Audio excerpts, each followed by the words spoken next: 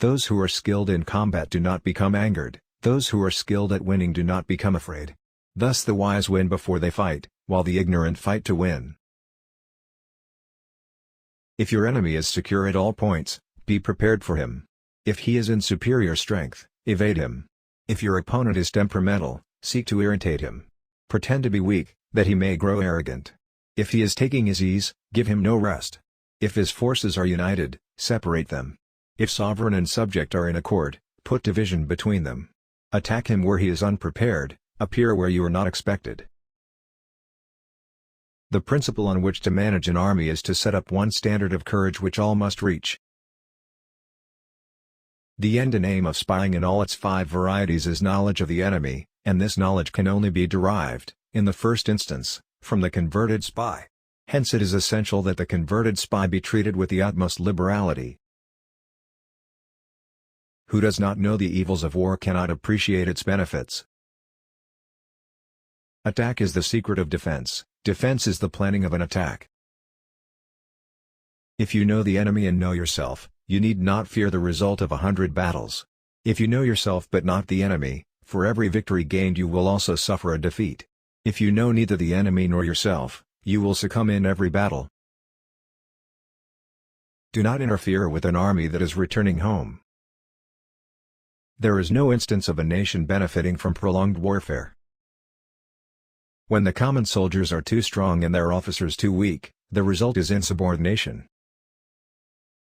He who relies solely on warlike measures shall be exterminated, he who relies solely on peaceful measures shall perish.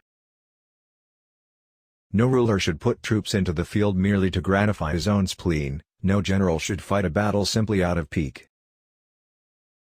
Thus, what enables the wise sovereign and the good general to strike and conquer, and achieve things beyond the reach of ordinary men, is foreknowledge.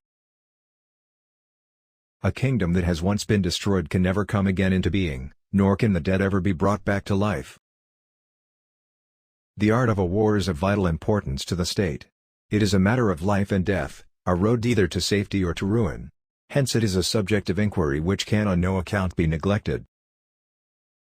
Rewards for good service should not be deferred a single day. The art of a war is of vital importance to the state. It is a matter of life and death, a road either to safety or to ruin. Hence it is a subject of inquiry which can on no account be neglected. Rewards for good service should not be deferred a single day.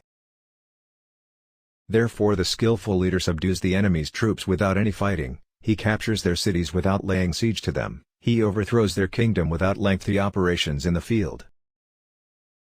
If we wish to wrest an advantage from the enemy, we must not fix our minds on that alone, but allow for the possibility of the enemy also doing some harm to us, and let this enter as a factor into our calculations.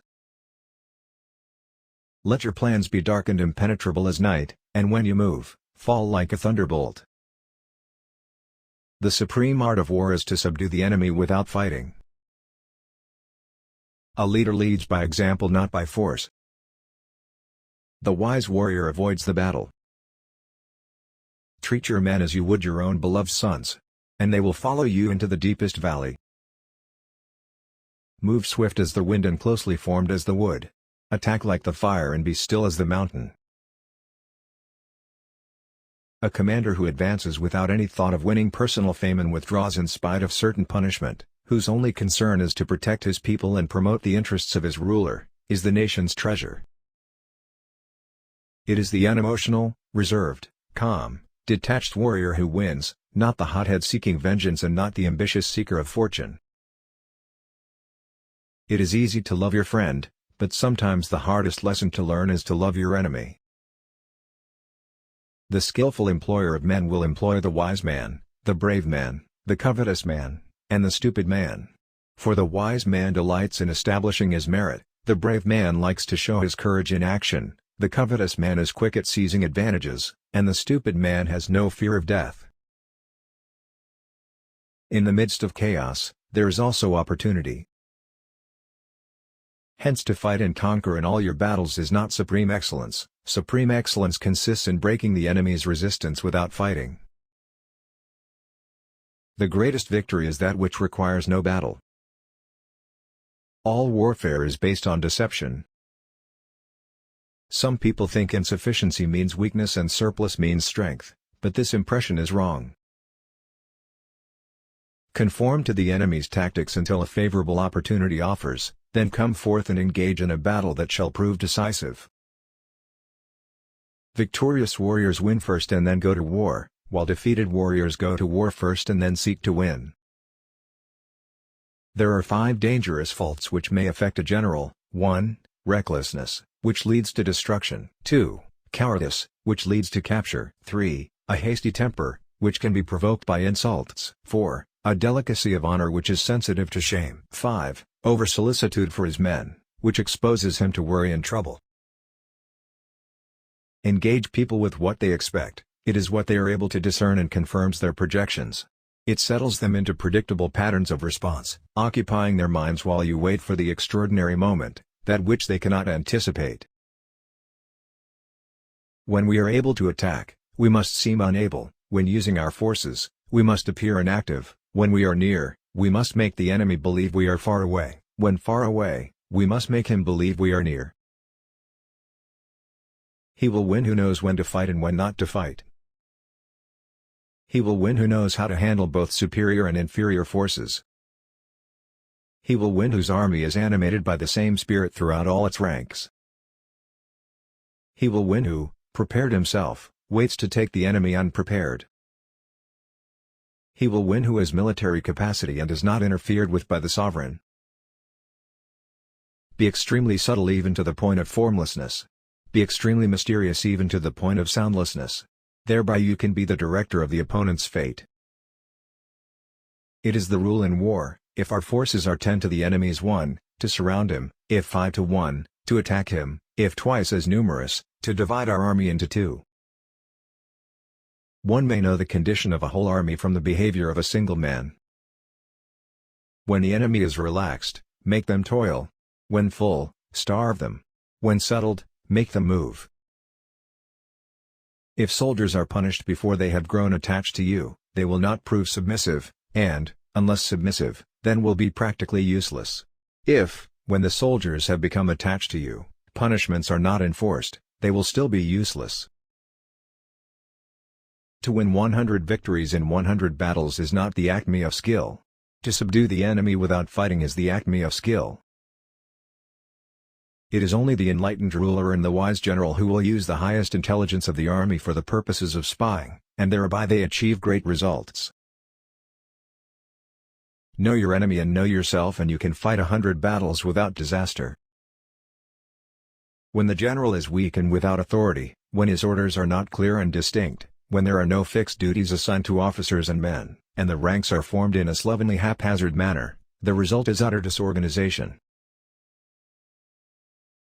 If a commander fusses over his men as if they were infants, they will accompany him into the deepest valleys; because he fusses over his men as if they were his own beloved sons, they will die by his side. When your army has crossed the border, you should burn your boats and bridges, in order to make it clear to everybody that you have no hankering after home. If there is disturbance in the camp, the general's authority is weak. Thus, though we have heard of stupid haste in war, cleverness has never been seen associated with long delays.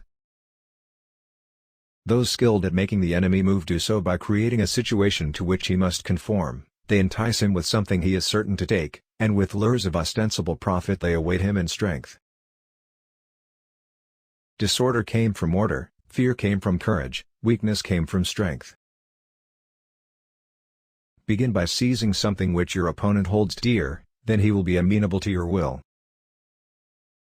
In the practical art of war, the best thing of all is to take the enemy's country whole and intact. To shatter and destroy it is not so good. So, too, it is better to capture an army entire than to destroy it, to capture a regiment, a detachment or a company entire than to destroy them. If those who are sent to draw water begin by drinking themselves, the army is suffering from thirst. Knowing the enemy enables you to take the offensive, knowing yourself enables you to stand on the defensive. If you know the enemy and know yourself, your victory will not stand in doubt. If you know heaven and know earth, you may make your victory complete. Move not unless you see an advantage, Use not your troops unless there is something to be gained, fight not unless the position is critical. If we wish to fight, the enemy can be forced to an engagement even though he be sheltered behind a high rampart and a deep ditch. All we need do is attack some other place that he will be obliged to relieve. Hence the general is skillful in attack whose opponent does not know what to defend, and he is skillful in defense whose opponent does not know what to attack. For the wise man delights in establishing his merit, the brave man likes to show his courage in action, the covetous man is quick at seizing advantages, and the stupid man has no fear of death. Bravery without forethought causes a man to fight blindly and desperately like a madbull. Such an opponent must not be encountered with brute force, but may be lured into an ambush and slain. Thus the expert in battle moves the enemy, and is not moved by him. We cannot enter into alliances until we are acquainted with the designs of our neighbors. Therefore, just as water retains no constant shape, so in warfare there are no constant conditions. Whether in an advantageous position or a disadvantageous one, the opposite state should be always present to your mind. If you do not take opportunity to advance and reward the deserving, your subordinates will not carry out your commands, and disaster will ensue. All men can see the tactics whereby I conquer, but what none can see is the strategy out of which victory is evolved.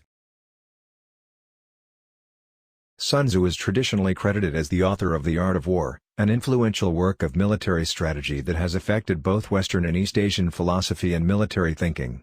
Sun Tzu is revered in Chinese and East Asian culture as a legendary historical and military figure.